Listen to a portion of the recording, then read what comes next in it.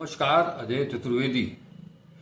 पिछले लोकसभा चुनाव 2024 के दौरान जो कि 7 चरण में मतदान हुए थे, पहले चरण से लेकर के आखिरी चरण तक मतदान वाले दिन कितना मतदान हुआ,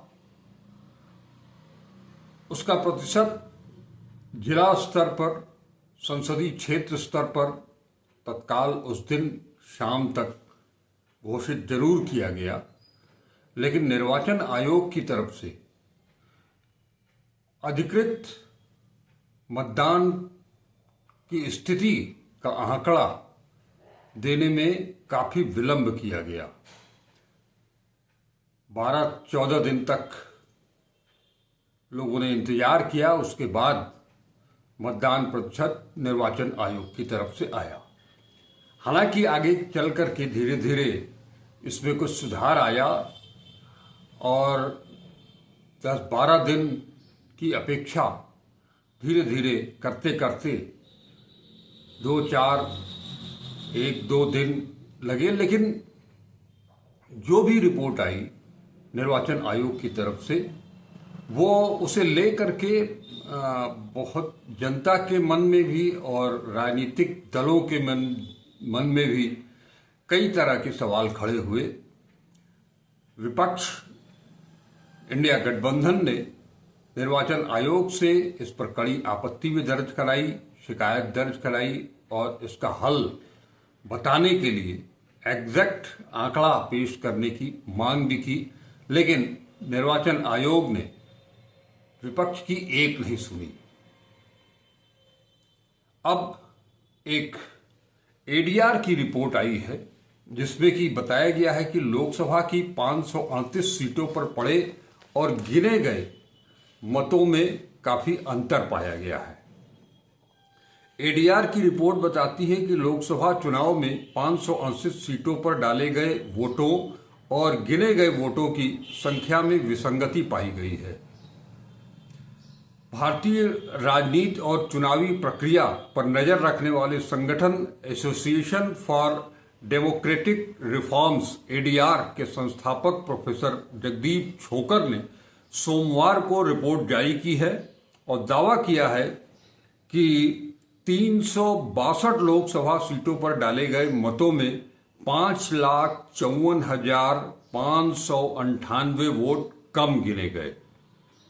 एक बार फिर से सुनिएगा, दावे के अनुसार 362 लोकसभा सीटों पर डाले गए मतों में से 5,54,598 वोट कम गिने गए, जबकि 176 सीटों पर डाले गए वोटों में से 35,093 वोट अधिक गिने गए। माने गिनती भी कहीं कम हो रही है, कहीं ज्यादा हो रही है। रिपोर्ट के मुताबिक 2019 के लोकसभा चुनाव की तुलना में 2024 के लोकसभा चुनाव में डाले गए कुल मतों और गिने गए मतों की संख्या में अधिक विसंगतियां देखने को मिली हैं।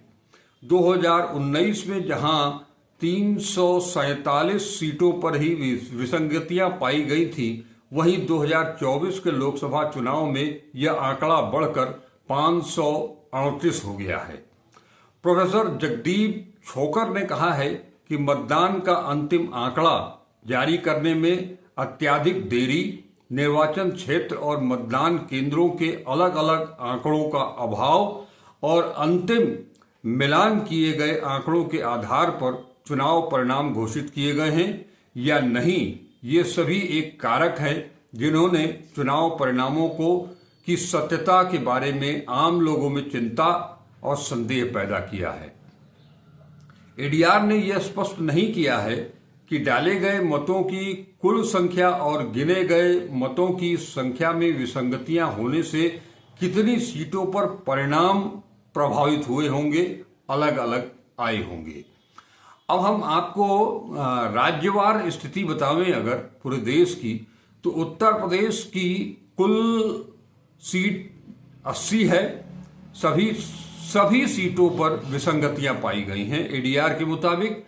55 सीटों पर डाले गए कुल मतों से 53,960 मतों की गिनती में कमी पाई गई है। वहीं 25 सीट ऐसे हैं जहां पर डाले गए कुल मत में से 6,124 वोटों की गिनती अधिक हुई है। बिहार की बात करें तो वहां कुल 40 सीट है और सभी सीटों पर विसंगतियां पाई गई हैं। इसमें 19 सीटों पर डाले गए कुल मतों से 9,924 कम मतों की गिनती हुई है। वहीं 21 सीटों पर डाले गए कुल मतों में से 5,015 वोट अधिक गिने गए। झारखंड में कुल सीटों की संख्या 14 है और यहां भी सभी सीटों पर विसंगतियां पाई गई हैं। 12 सीटों पर डाले गए कुल मतों से 26,342 कम मतों की गिनती हुई, जबकि 2 सीटों पर डाले गए कुल मतों में से 393 वोटों की गिनती अधिक की गई। दिल्ली की बात करें, दिल्ली में 7 सीटें हैं और सभी 7 सीटों पर विसंगतियां पाई गई। सभी सीटों पर डाले गए कुल मतों में 8,159 कम मतों की गिनती हुई है। बात अगर उत्तराखंड की कुल 5 सीटों की करें तो यहां भी हर सीट पर विसंगति है। सभी 5 सीटों पर डाले गए कुल मतों में से 6,315 कम मतों की गिनती की गई है। अब हालांकि एडीआर का कहना है कि निर्वाचन आयोग द्वारा अब तक वोटों की गिनती, ईवीएम में डाले गए वोटों में अंतर, मतदान में वृद्धि, मतदान किए गए वोटों की संख्या का खुलासा न करना, डाले गए वोटों के आंकड़ों को जारी करने में अनुचित देरी और अपनी वेबसाइट से कुछ डेटा को साफ करने के अंतिम और प्रामाणिक डेटा जारी करने से पहले चुनाव परिणाम घोषित करने में कोई उचित स्पष्टीकरण देने में भी निर्वाचन आयोग पूरी तरह से विफल रहा है। यानी अब इस रिपोर्ट के बाद एक जो संशय बन रहा था चुनाव के दौरान और परिणाम के दौरान, उस संशय की पुष्टि होती है कि कहीं न कहीं इन जो मतों को लेकर के, डाले गए मतों को और गिने गए मतों को, कितने प्रतिशत कहाँ मतदान हुआ, कहाँ मतदान प्रतिशत क्या रहा, और सबसे बड़ी चीज कि निर्वाचन आयोग ने प्रतिशत जरूर बताया, मगर कुल कितने मतदाता थे, कुल कितने मतदाताओं ने अपने मताधिकार का प्रयोग किया, इस तरह का कोई डाटा तत्काल उस समय जारी नहीं किया गया था, जिसे लेकर के राजनीतिक दलों, विपक्षियों ने बार बार निर्वाचन आयोग से इसकी शिकायत की, इस संदर्भ में अधिकृत जानकारी देने के लिए कहा उनसे, लेकिन विपक्ष की कोई सुनवाई नहीं हुई। अब जबकि परिणाम घोषित हो चुका है और इस बार कोई भी दल बहुमत के आंकड़े को नहीं छू पाया, तमाम कोशिशें की गई। एक तरफ चाहे वो सत्ता पक्ष हो या विपक्ष हो, सबने मिलकर के अपनी अपनी तरफ से चुनाव की प्रक्रिया को लेकर के बार बार सवाल उठाए, लेकिन किसी का माकूल जवाब निर्वाचन आयोग नहीं दे सका। लिहाजा अब जो स्थिति बनी हुई है, एक हंग पार्लियामेंट की जो स्थिति बनी हुई है, क्या सवाल ये भी खड़ा हो रहा है कि ये जो परिस्थिति सामने दिखाई दे रही है, इसके पीछे भी एक बड़ा कारण निर्वाचन आयोग की लापरवाही रही, उसकी सुस्ती रही, यह जानबूझ करके इस तरह का काम किया गया। ये भी एक विचारणीय प्रश्न बनकर के उभरा है राजनीतिक हलकों में। क्या इस तरह की गड़बड़ियां, इस तरह की विसंगतियां अपने लोकतंत्र के लिए, भविष्य के लिए कहीं ज्यादा घातक साबित हो, इस पर भी सभी दलों को मिलकर के मेरी समझ से इस पर एक मंथन होना चाहिए और सत्ता पक्ष को इस पूरे मुद्दे को लेकर के निर्वाचन आयोग के साथ बैठ करके उन्हें निर्देशित करके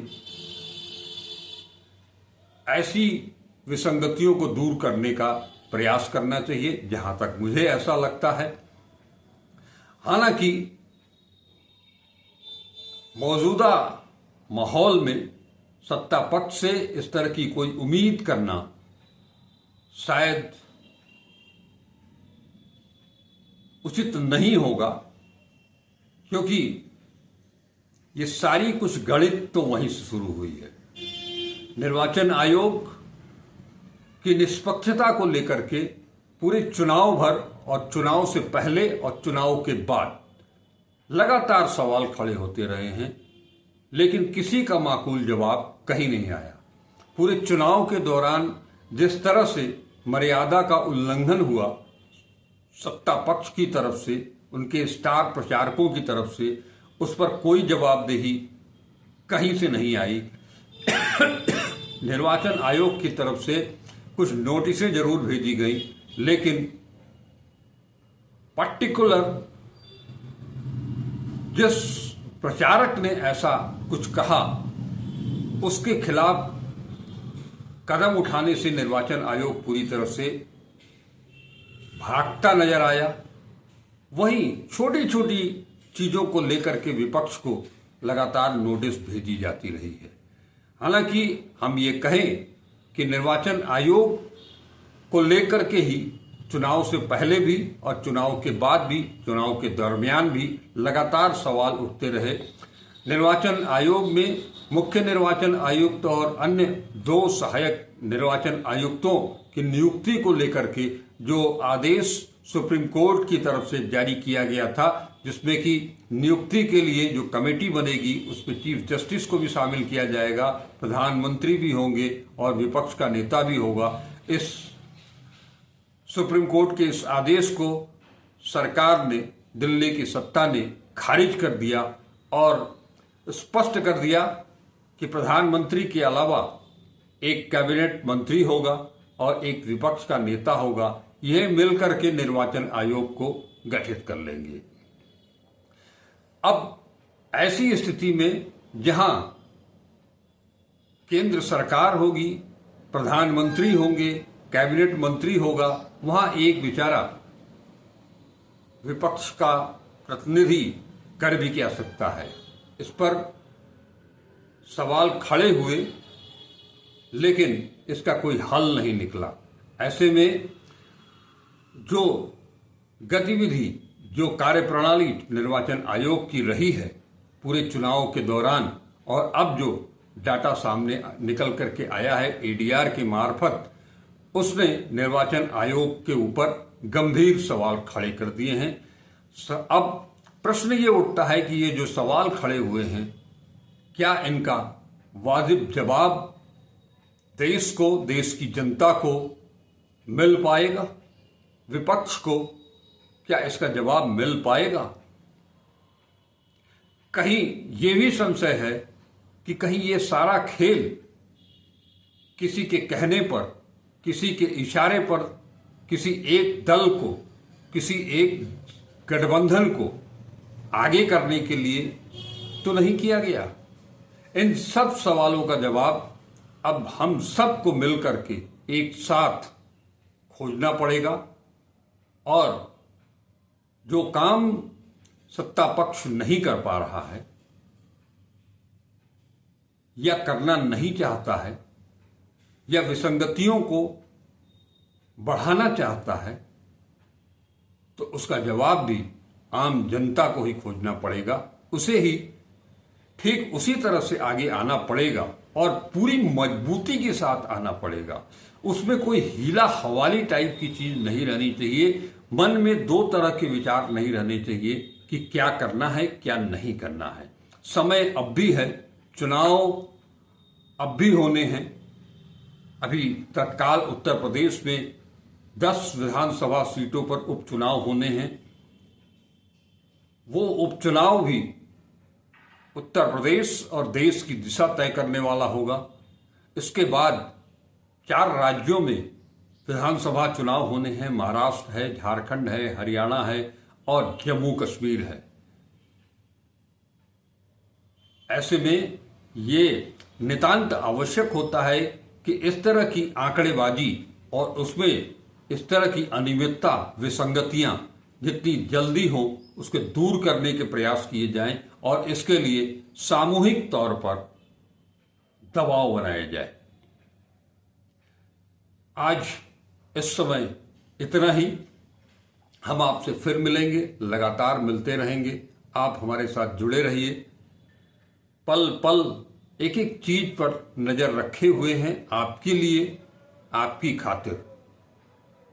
तो आप भी हमारे साथ जुड़े रहिए। हमारी वीडियो को पूरा देखिए, लाइक कीजिए, ज़्यादा से ज़्यादा शेयर कीजिए। और अब तक अगर @अजय चतुर्वेदी 842 यूट्यूब चैनल को सब्सक्राइब नहीं किया है तो उसे सब्सक्राइब जरूर कर लें, जल्दी कर लें। हाँ, चलते चलते एक सूचना जो मैंने आपसे वादा किया था कि देश की नदियों की दुर्दशा पर आपके साथ एक रिपोर्ट साझा करूंगा। हम इस विषय पर बुधवार यानी 31 जुलाई को की सुबह एक रिपोर्ट, एक परिचर्चा काशी हिंदू विश्वविद्यालय के IIT BHU के professor, Abdul Kalam technical university के पूर्व vice chancellor professor Pradeep Kumar Mishra के संग ये एक परिचर्चा होगी। इस परिचर्चा में खास ये है कि हम उन भारत की नदियों की चर्चा करेंगे जिनकी सफाई के लिए, स्वच्छता के लिए, अविरलता के लिए, निर्मलता के लिए आधी सदी से काम चल रहा है। लेकिन कहते हैं ना, जस जस दवा की मर्ज बढ़ता ही गया, तो बहुत सी नदियां तो उनका वजूद ही खत्म होने के करीब पहुंच गया है। वहीं आज जब दुनिया भर में खेलों के महाकुंभ ओलंपिक सिर चढ़ करके बोल रहा है खेल प्रेमियों पर, वहीं इस साल का जो ओलंपिक जिसकी मेजबानी पेरिस कर रहा है, पेरिस खेलों के लिए ही नहीं महज बल्कि उस सीन नदी की स्वच्छता को लेकर के भी चर्चा में है। तो हम एक तुलनात्मक चर्चा आपके समक्ष प्रस्तुत करेंगे, उसे देखना न भूलिएगा। आप बहुत बहुत आप सबका शुक्रिया। नमस्कार, अजय चतुर्वेदी।